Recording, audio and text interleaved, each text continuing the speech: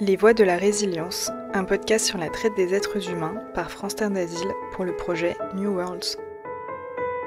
Épisode 1. Comprendre la traite des êtres humains. Je voulais simplement travailler pour aider ma famille. On m'avait promis autre chose. Ce n'était pas mon rêve. Je voulais juste survivre. Je n'avais pas imaginé tout ça. Je ne pensais pas pouvoir m'échapper. Ce n'était pas facile. J'ai cru que j'allais mourir. Des voix qui réfléchissent sur le passé et s'interrogent sur demain, ce sont les voix de femmes qui ont échappé à la traite des êtres humains. Il s'agit du podcast Les Voix de la Résilience, une série sur l'expérience de femmes qui se sont libérées des chaînes de la traite.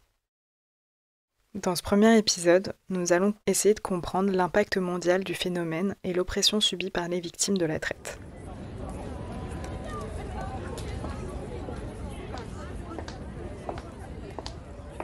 Une femme marche dans la rue. Elle ignore les regards insistants des passants qui la croisent. Dans ses yeux se lit l'épuisement de quelqu'un qui a traversé des épreuves difficiles. Elle est en route pour le commissariat. Elle s'appelle Anna et n'a qu'un seul objectif, porter plainte contre ses exploiteurs. Au même moment, Grace passe son entretien au FPRA. Elle demande l'asile après avoir échappé à son réseau. Anna et Grace sont quelques-unes des rares femmes à avoir survécu à la traite des êtres humains. La traite des êtres humains, qu'est-ce que c'est ? Il ne faut pas confondre la traite avec le trafic illicite de migrants. La traite des êtres humains consiste en une action, un moyen et un but.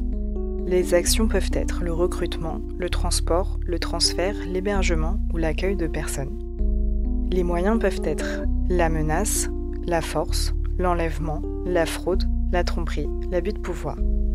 Et les buts d'exploitation peuvent être multiples. Le travail forcé, l'exploitation sexuelle, le trafic d'organes, la mendicité, la contrainte à la commission de crimes ou de délits, ou bien d'autres. La traite des êtres humains, c'est une véritable forme de violence contraire à tout droit, contraire au libre développement de la personnalité, à la protection de la santé et de la vie. Selon les estimations de l'ONU, il y aurait plus de 40 millions de victimes de la traite dans le monde. Les revenus annuels des exploiteurs dépassent les 35 milliards de dollars et en 2020, pas moins de 534 flux mondiaux différents ont été identifiés qui remontent à ce marché. Qui sont ces victimes ? Ce sont des êtres humains, hommes, femmes, mineurs, transportés comme des objets, maltraités, détenus contre leur gré, par la menace physique et psychologique, par des criminels dont le métier est de les exploiter. L'exploitation sexuelle est la forme la plus répandue et touche principalement les femmes. Selon les estimations d'Eurostat, en 2022, plus de 7000 cas ont été constatés en Europe, mais ce chiffre est dérisoire comparé au nombre de femmes, victimes non identifiées, qui sont privées de toute protection.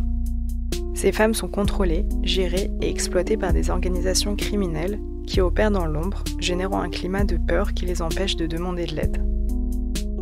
En France, en 2022, près de 4500 personnes victimes de traite ont été repérées par des associations, et près de 3000 d'entre elles ont pu être accompagnées vers une sortie d'exploitation. Donc, parmi ces personnes, 82% sont des femmes.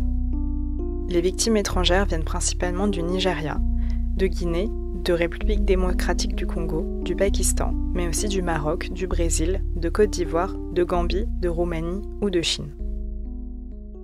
La plupart des pays dans lesquels les femmes sont recrutées sont caractérisés par de fortes inégalités sociales et économiques. Le manque de perspective et la multiplication des conflits sociaux et des guerres civiles dans les pays d'origine favorisent ce phénomène.